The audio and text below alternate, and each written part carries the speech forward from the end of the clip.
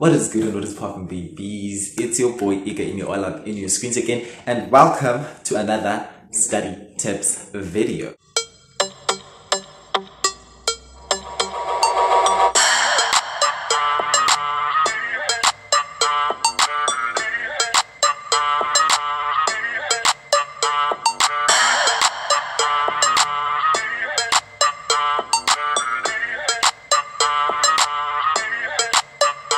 Guys, this video is going to be about how to study many subjects without feeling overwhelmed. Especially when it's exam season, you definitely need these tips to actually go through your exam season without breaking down. So if you haven't checked out my other video on how to get a distinction in physics, please do go check it out. And if you haven't checked out the video on how to study after school when you're tired and study effectively and productively, also check that out. So without any further ado, let's get into this video.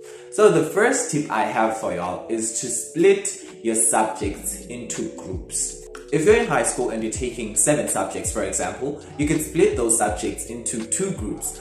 The first group being that it has 4 subjects and the other has 3 subjects. Or you could split them into 3 groups, where the first group has 2, the second group has 2, and then the third group has 3 subjects. You get me? But you have to split your subjects into groups because you can't study 7 subjects at once. It's just impossible, not unless you're supernatural. So anyways, when you break down these, or when you divide these subjects into groups, take this into account. You cannot study mathematics and physical sciences in one group because those are practice-based subjects and it might overwhelm you. You should mix the subjects which you put in a certain group. For example, you could mix in life sciences, English, and then accounting maybe, you see, so that you can have balance in between your subjects. You cannot study study-based subjects in one group, for example, history, life sciences, economics. You cannot. You have to mix your subjects into groups that won't overwhelm you or won't burn you out. So you have to study one group a day. So what you're going to do is that you should have 2 sessions in one day. The first session being that you actually study the material which you want to have on your mind, which you want to cram. You actually study the material of those certain subjects of that specific group you're going to be studying that day. Maybe this session you could have in the morning or a little bit in the afternoon. And then you should have a second session. The second session will then be on practicing questions, practicing past papers, practicing exercises on the information which you had been studying earlier. You get me? So you should have 2 sessions in one day. Don't have one session and think, okay, I studied. You can't study today and then do practice questions tomorrow because the likeliness is that you won't even remember all of the stuff. Whereas we want to test your grasping skills here if you know how to actually lock and consume information in your mind. You get me?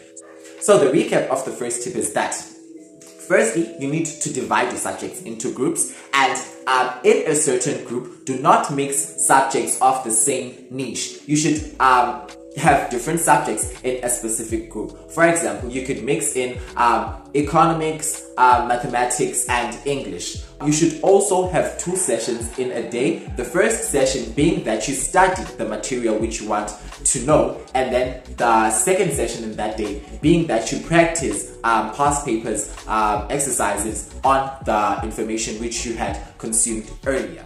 Coming on to the second tip, which is to have a routine.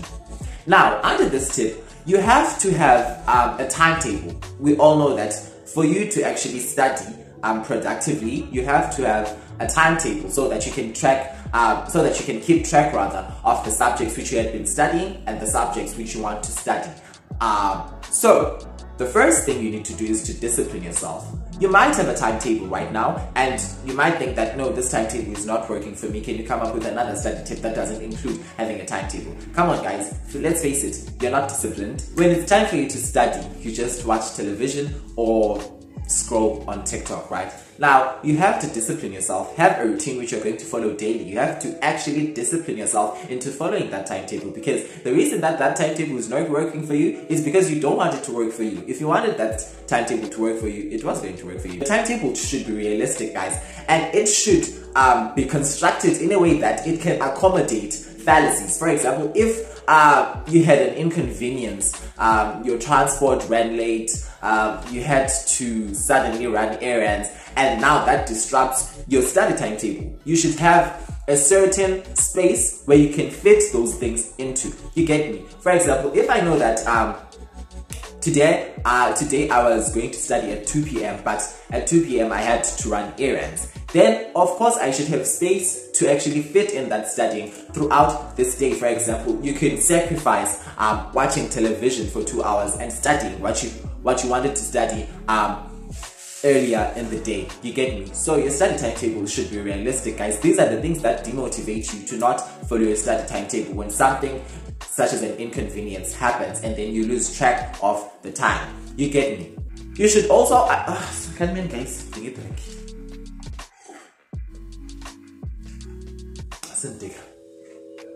you should also know when you are most productive. Other people are productive in the morning, other people are productive in the afternoon, during the day, or at night. Now, you should identify when you're most productive, because that is when you actually can study and consume information. That is when you can study. It's the only time you can study and actually grasp the information that you want to know. That is when you can be attentive and focus on your study. Now, if you know that you are most productive in the morning, you should study in the morning. If you know that you're most productive in the afternoon, study in the afternoon. And if you know that when you are a night owl, when I was discovered, study ebusuku and master your studies.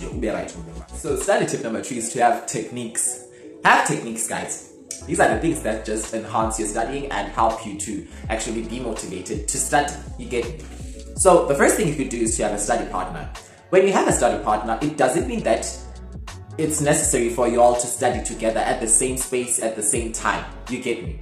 You can have a study partner that's just going to hold you accountable if you did not study. For example, I'd have sessions with my friends over WhatsApp. We'd create a WhatsApp group and then we'd study at our homes. You get me? But if you had a question you wanted to ask or something you did not understand, you'd get into the WhatsApp group and be like, okay guys, I'm at this topic and I don't understand this and this and that. Could someone who has a better understanding of it explain it for me? You get me? So those are the things that could help you have study partners, guys. It really, really helps, because fine, you would know certain information. You would study and be like, okay, I understand this. But then a friend of yours asks, quick group here in guys, can someone give me clarity on this and this and that? And then a certain member of the group gives clarity to that person. You could actually gain some information you did not know. Maybe they'd include examples you did not know, examples which could advantage you when you're writing an exam. You get me? Okay, guys. Number 2, you have to have study breaks. Guys, there's nothing as satisfying as rewarding yourself with a break. Reward yourself with a break.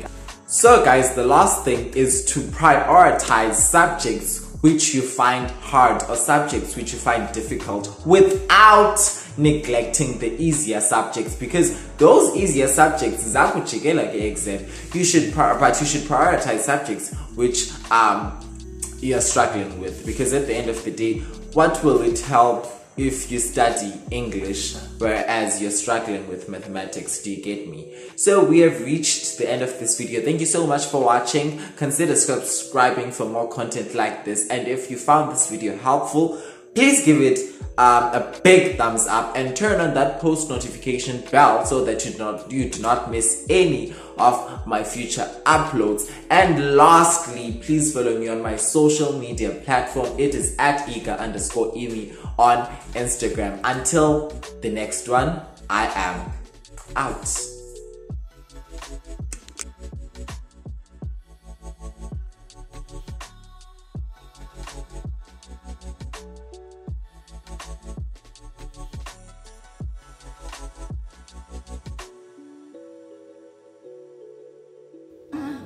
They search me out and then they go.